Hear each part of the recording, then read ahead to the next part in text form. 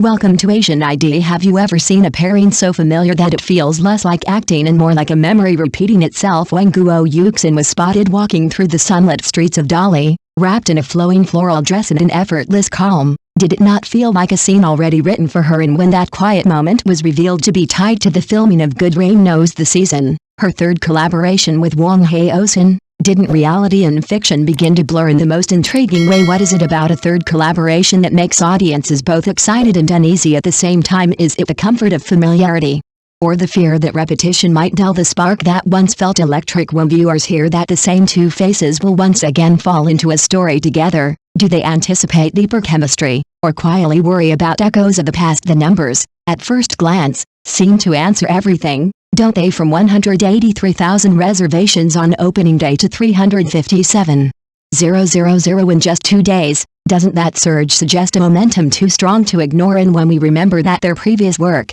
Meteor, once crossed millions of reservations before airing, doesn't this new growth feel less like a surprise and more like a continuation of belief? But numbers, as always, tell only half the story, don't they? If popularity alone defines success, why would debates erupt so fiercely beneath the surface? Why do the same audiences who click reserve also question whether this is innovation or simply repetition dressed in a new costume? Is this what it means to become a national CP, to be loved and doubted in equal measure when a pairing reaches the point where their names are spoken together more often than apart?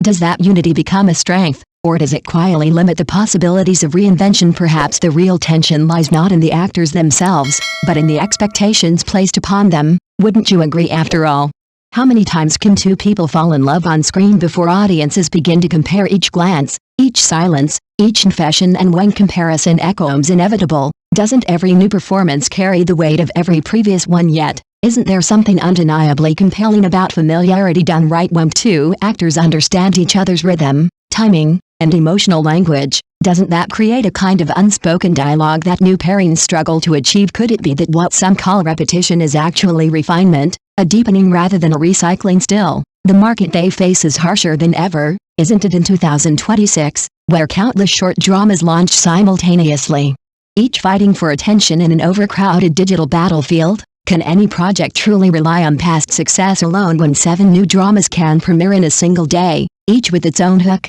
isn't survival itself already a form of victory placed within this competitive chaos? Does the 357,000 reservation mark represent strength, or simply a starting point? Is it a sign that the audience is ready to believe again, or merely curious to see whether the magic still exists? And what about the criticism? Does it signal rejection, or something more complicated? Viewers accuse a pairing of living off past glory. Are they expressing disappointment, or revealing how deeply they once cared? After all, indifference is silent, but expectation is loud, isn't it? So where does that leave Good Rain Knows the Season, standing at the intersection of anticipation and skepticism? Isn't it poised on a knife's edge between triumph and fatigue? And isn't that, in a way, the most dangerous yet exciting place a story can be? Because if it succeeds, won't it redefine what a third collaboration can mean? Not repetition, but evolution. And if it fails, won't it become a cautionary tale about the limits of familiarity in an industry that thrives on novelty? In the end, perhaps the question is not whether Yuxin and Wang Haozhen still have chemistry,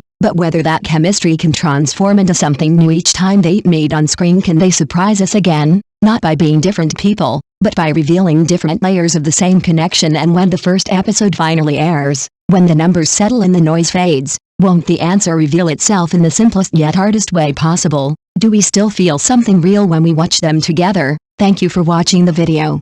See you again.